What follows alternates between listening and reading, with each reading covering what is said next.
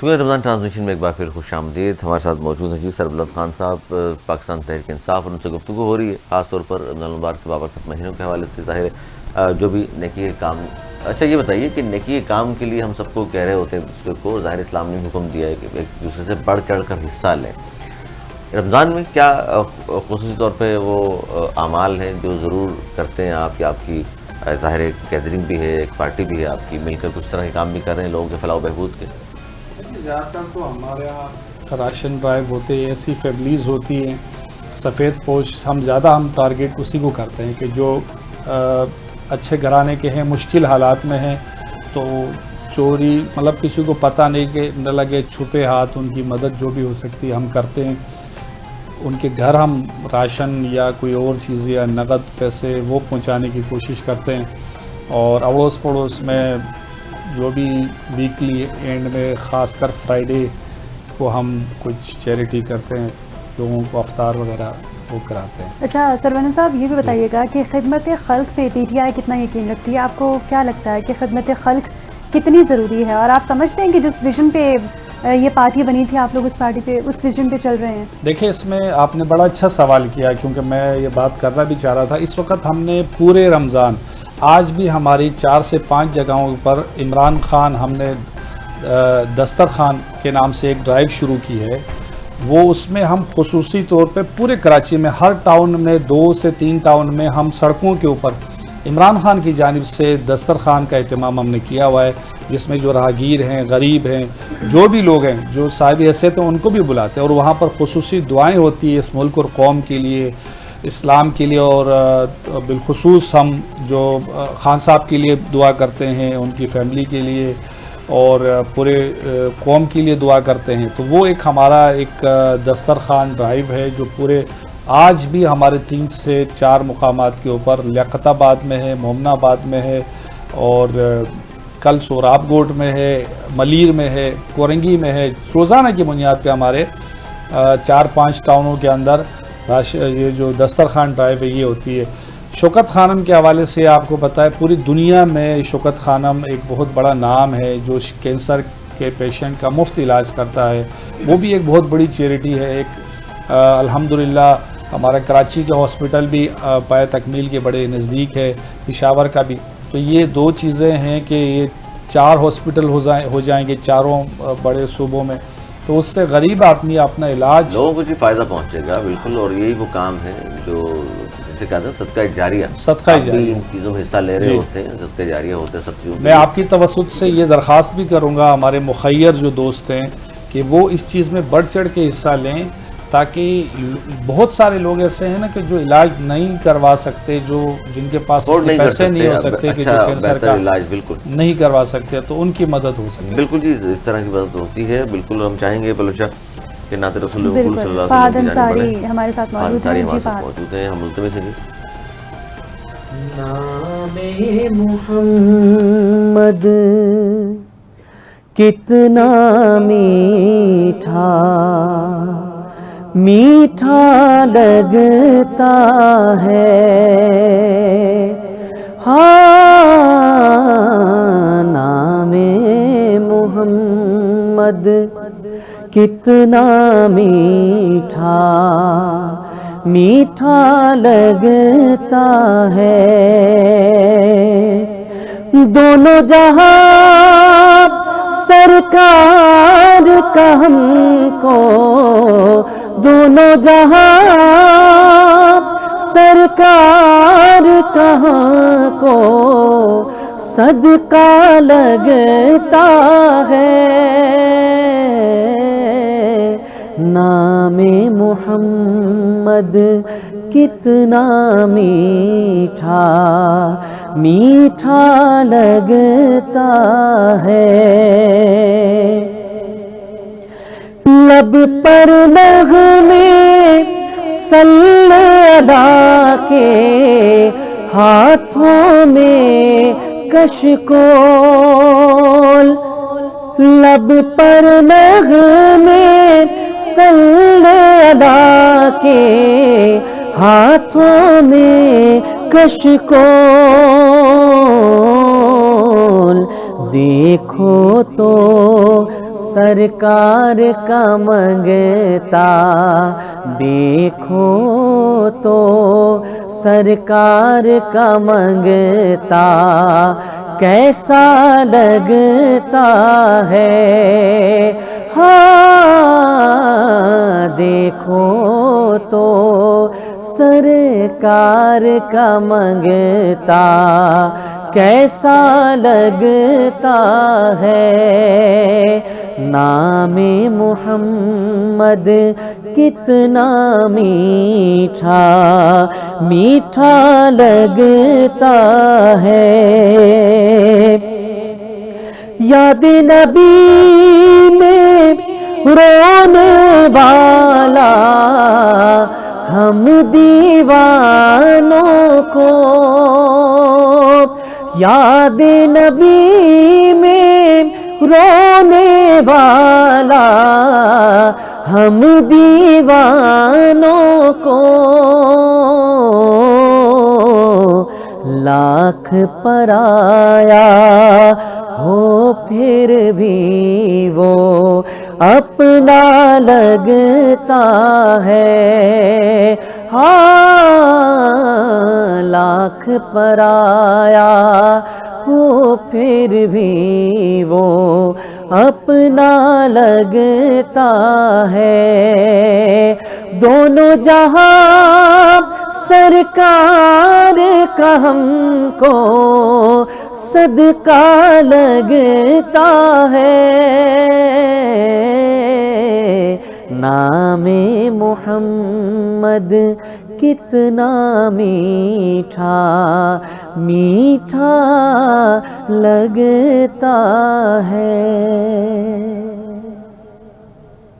بہت ہی خوبصورت آواز اور انداز میں فہد انصاری آپ نے نعت رسول مقبول صلی اللہ علیہ وسلم پیش کی۔ سر بلند صاحب، آپ سے یہ گفتگو کا سلسلہ جاری رکھیں گے، آپ سے جاننا چاہیں گے جس طرح آپ کی پارٹی آپ نے کہا کہ خدمت خلق پر یقین رکھتی ہے، آگے کے کیا پلان ہے؟ خان صاحب کی رہائی تو ہمیں ان فیوچر کچھ نہیں کہہ سکتے ہوگی یا نہیں ہوگی، لیکن آگے کے پلانز آپ کے کیا ہیں؟ عوام کے لیے کیا ہے پلانز؟ کیا سوچا ہوا ہے کہ اگر اقتدار ملتا ہے تو کیا ایسے کون سے کام رہتے ہیں جو آپ کریں گے؟ دیکھیں پلوشہ، ہم نے جب ہم حکومت میں تھے نا، جب تو اس وقت ہم نے ہم نے تو ویسے بہت سارے کام کیے، لیکن دو جو میجر کام تھے وہ ایک تو صحت کارڈ تھا، جس سے ہم نے پنجاب کے پی کی گورنمنٹ نے اس سے فائدہ اٹھایا اور سندھ گورنمنٹ نے اس میں انکار کیا، منع کیا، تو اس پر وہ ایک ایسا بڑا انیشیٹو تھا کہ 10 لاکھ روپے ہر ایک آدمی کی جیب میں شناختی کارڈ کی صورت میں 10 لاکھ روپے موجود تھے، وہ ہر ایک اچھے ہاسپٹل کے اندر اپنا علاج فری آف کاسٹ کرا سکتا تھا، وہ 10 لاکھ روپے اس کی پاکٹ میں تھے، اللہ نہ کرے کوئی بیمار ہو جائے، کسی کے سامنے ہاتھ پھیلانا یا اپنی پاکٹ کے اوپر بوجھ ڈالنے کی ضرورت نہیں تھی، ایک تو وہ تھا۔ دوسرا، خان صاحب نے دیکھا نا، جب ہم ہماری گورنمنٹ تھی تو کرونا آ گیا، اس میں 2 سال کا پیریڈ دنیا بھر کے لیے بڑی چیلنج کا سامنا تھا، اس دوران ہم نے 12 ہزار روپے بلا تفریق و رنگ و نسل کسی پارٹی سے بالا تر ہو کے وہ چیزیں ہم نے گھر گھر پرووائڈ کی، راشن ڈرائیو کیا، لوگوں نے اپنے آپ کو رجسٹرڈ کیا۔ وہ جو ہمارا احساس پروگرام ہے، اس ایک پروگرام کے اندر 25 پروگرام تھے، اس میں کوئی خاتون اگر امید سے ہو، اس سے لے کر زچہ بچے، شیرخوار بچے کے دودھ تک کے پیسے تھے، اس کی تعلیم تک کے اس میں پیسے رکھے ہوئے تھے۔ 60 سال کے بعد جو ہمارے جو لوگ ضعیف ہو جاتے ہیں، ان کے جو بزرگ تھے، ان کے لیے ہم نے وظیفہ مقرر کیا ہوا تھا، جو بیمار تھے ان کے لیے تعلیمی، اب خان صاحب آگے جا کر ہم لوگوں نے ایک ایجوکیشن کارڈ بھی متعارف کرانا تھا، اس سے ہر آدمی اپنے بچے کو اعلیٰ تعلیم دلوا سکتا تھا۔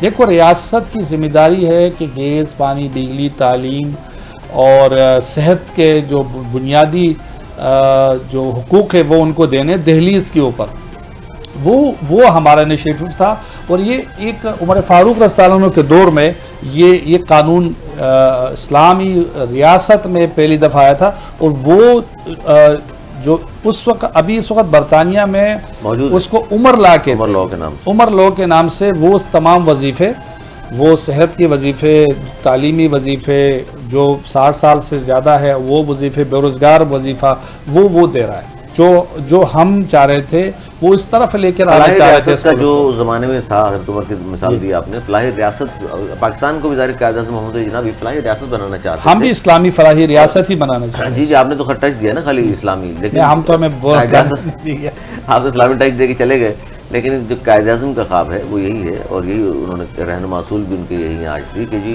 जो फलाही रियासत है पाकिस्तान को उस तरफ हमने लेकर के जाना है। वो ठीक है, अब अपनी कोशिशें सभी कर रहे होंगे, यकीनी तौर पर आपकी पार्टी ने भी की होंगी, मौजूदा हुकूमत भी शायद इस तरफ कह रही है कि चल रहे हैं वो भी। पलवशा आपको शायद ज़्यादा इस हवाले से पता हो। नहीं, मुझे आप जितना ही पता है अभी। अच्छा, अब मेरे अभी हमने ना तो मैं शायद आपको एहसास हो कि वाकई इस तरफ हम जा भी रहे नहीं जा रहे, क्योंकि फलाही रियासत ज़रूरी है। जी, जब सर, आप तमाम लोगों को नौकरियां प्रोवाइड नहीं कर सकते, हाँ। तमाम लोगों को खाना पीना प्रोवाइड नहीं कर सकते, और ये ज़ाहिर रियासत की जिम्मेदारी रियासत की जिम्मेदारी, अगर आप उनको मुलाजमतें नहीं दे रहे तो उसके बाद खाना पीना कैसे होगा? हाँ, कैसे? तो फिर वहाँ फलाही रियासत का रियासत माँ जैसी होती है। और मुझे ये बात एतजाज हसन साहब अपनी जब मुशर्रफ के हवाले से जब उन्होंने वो जो PSO के जजेस लगा लिए थे, मुझे वो सारा रिकेप हो रहा है सामने। और उसके बाद जब वो जो एक मोमेंट शुरू हुई, वकला मोमेंट शुरू हुई, इफ्तिखार चौधरी साहब के लिए जब वो निकले थे एतजाज हसन साहब अपनी पूरी उसके साथ, तो वो एक इनका एक वो बड़ा ज़बरदस्त नज़म वो कहते थे, रियासत माँ जैसी होती है।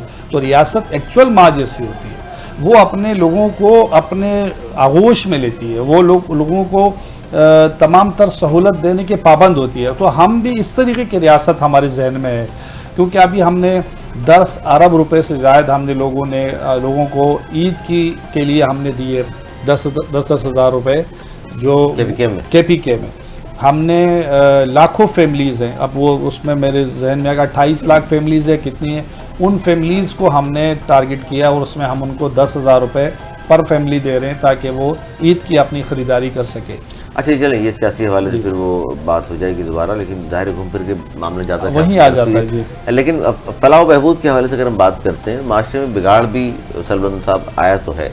जिस तरह एक मिलजुल कर रहा करते थे, जॉइंट फैमिली सिस्टम हुआ करते थे, वो अब आहिस्ता आहिस्ता ख़त्म हो जा रहा है। बड़े छोटे का कहा जाता है जी, वो एक दूसरे के दरमियान में इज्जत एहतराम का रिश्ता था, शायद वो भी कुछ कम हुआ है। लगता है आपको ऐसे ही?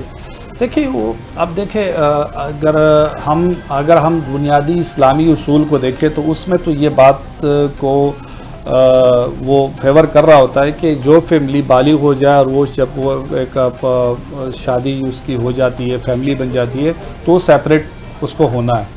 लेकिन चूँकि हम अपने पाकिस्तान जब से आज़ाद हुआ और हमारे अपने बुज़ुर्गों को देखते हैं, बाप दादाओं को, तो वो जॉइंट फैमिली वाला सिस्टम था, एक हमारी ट्रेडिशन थी। फायदे ज़्यादा नुकसान उस ज़माने में देखो ना, टोटल हमारी आबादी 5 करोड़ थी या शायद समथिंग इतनी थी, भी कम थी। अब तो 25 करोड़ हो गई है। तो हर आदमी अगर अपनी सेपरेट या इंडिविजुअल फैमिली के साथ आगे बढ़ेगा तो वो तरक्की तभी कर सकता है कि वो अपने प्लान लेके चले, अपने बच्चों के लिए, अपनी वाइफ अपनी हस्बैंड के लिए सोचे कि हमने फ्यूचर में अगर हमारे बच्चे होंगे तो हमने उसको किस तरीके से तालीम कैसे देनी है। क्योंकि हमारा लिटरेसी जो रेट है वो बहुत कम है पाकिस्तान में, और मैं अगर अल्लाह मुझे इख्तियार देना तो मैं पहली इमरजेंसी ये लगा लूँ कि कोई बच्चा अगर स्कूल नहीं जा रहा उसके वालिदैन को हम गिरफ्तार करेंगे, वजीफ़ा मुकर्रर करें, हर एक UC के अंदर एक बहुत मॉडल स्कूल बनाएं और हम कहें कि सारे बच्चे इसमें पढ़ेंगे और उसमें पब्लिक प्राइवेट पार्टनरशिप के तहत ही उनको बढ़ाएं। उनमें गवर्नमेंट जो है वो उसको सब्सिडी दे और बड़े स्कूल्स बनाए। गवर्नमेंट के पास ज़मीनें तो होती हैं, तो ये इमरजेंसी लगाएं। मैं चैलेंज करता हूँ कि अगर 10 साल हम कंटिन्यूसली अगर ये एक खेप हमने तैयार कर ली, जो लाजमी मैट्रिक करेगा और उसके बाद कुछ लोग ग्रेजुएशन, फिर आगे जब वो शऊर आता है ना कि उसको अपना फ़ायदा नज़र आता है, बच्चा पढ़ लिख के जब शऊर हासिल करता है 10वीं के बाद, तो फिर टेक्निकल तालीम की तरफ चले जाए या वो दीगर हुनर की तरफ चले जाए या कोई कोर्स करके सीमैन बन जाए या कहीं भी चला जाए, या तो फिर आगे पढ़े, MBBS करे, ग्रेजुएशन करे, मास्टर्स करे, अपनी फील्ड में वो फिर महारत हासिल करके जब माशरे में आएंगे ना तो माशरा गोल्ड बनेगा। डॉक्टर बने, इंजीनियर बने। बिल्डिंग बनाने से हम तरक्की नहीं कर सकते, पुल ये सड़कें बनाने से। हमने इंसानों को बनाना है, क्योंकि हमें अगर बैठने का सलीका नहीं आएगा तो ये खूबसूरत स्टूडियो हमारे किस काम का। हमें बोलने का सलीका नहीं आएगा तो हमारी ये बोलचाल सब बेकार है। हम जब अच्छा बोलेंगे तो माशरे पे अच्छा इम्पैक्ट पड़ेगा, अच्छा असर तब पड़ेगा कि हमारे जहनों में अच्छी बातें हों। अच्छी बातें तब आएगी जब हमारे पास इल्म हो, हमने किताबें पढ़ी हो, हमने माशरे से सीखा हो, हमने अपने इस्लामी इक़दार पढ़े हो, तो उससे हम वो जो चीज़ अर्न करेंगे, वो जो चीज़ हमारे जहनों में आएगी, हमारी ज़िंदगी में आएगी, वो हम अगर हमारी ज़बानों से, हमारे अमाल से निकलेंगे तो उसमें माशरे में बेहतरी आएगी, माशरा उससे चमकेगा, यकीनन सड़कें हम माशरा। खुद बना लेंगे बाद में।